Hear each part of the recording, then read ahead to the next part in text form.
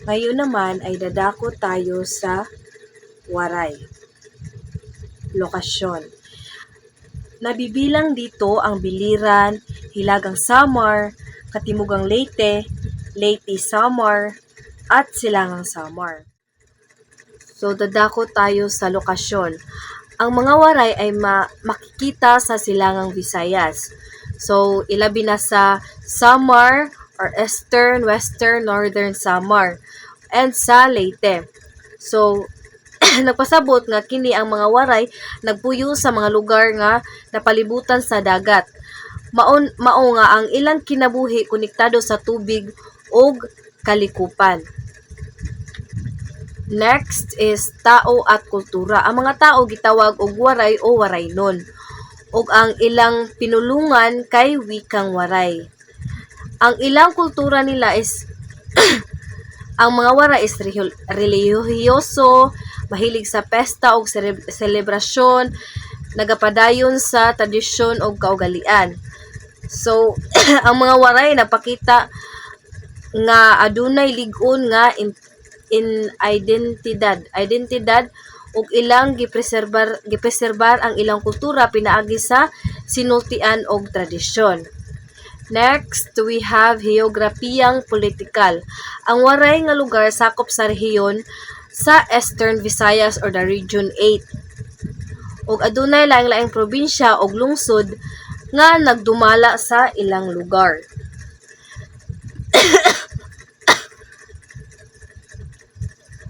So, nagpasabot nga ang ilang lugar adunay organisadong pamahalaan nga nagtabang sa pagdagan sa ekonomiya ug serbisyo sa katawhan.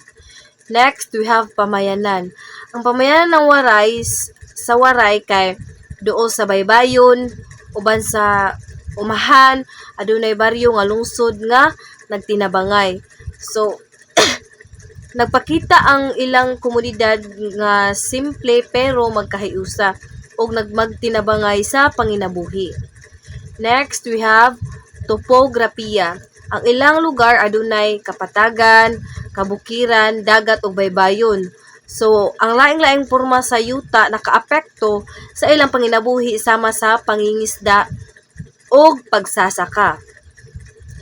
Industriya at produkto. Ang pangunahing industriya sa waray ang pangingisda at pagsasaka tulad ng palay, lubi ug uban pa. So, mga produkto nila isda ug seafoods, agricultural products. So, nagpasabot nga ang ekonomiya nakadepende sa natural resources sa ilahang lugar. Next, we have magagandang tanawin. Ang waray nga lugar na ilhan sa nindot nga mga baybayon, natural nga attraction, kabukiran ug dagat. So, sa magagandang tanawin, makikita natin sa Northern Leyte ang Palo Beach kung saan lumanding si MacArthur. Second, White Beach, Tacloban Amusement Park, Marcos Bridge sa San Juanico, mga lumang simbahan sa Palo at Tacloban. Sa Southern Leyte naman, makikita natin ang Limasawa Island kung saan unang ginanap ang Blood Compact at unang misa sa Pilipinas. Dito rin makikita ang Conjuring at Ibarra Beach Resorts and Gensuhutan Falls.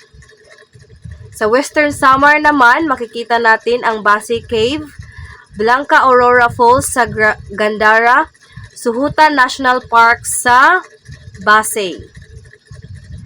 Sa Eastern Samar naman, makikita natin ang Bagakay Mines na kung saan isa ito sa mayamang mineral na mina sa bansa. Next, Humunhun Island kung saan unang dumaong si Ferdinand Magellan. Sa Northern Samar naman, makikita natin ang Spanish churches sa Katubig, old massive rocks at caves sa pagitan ng Palapag at Gamay. Next, we have the historic stone towers sa Kapul at Palapag. At yun lang po. Maraming salamat.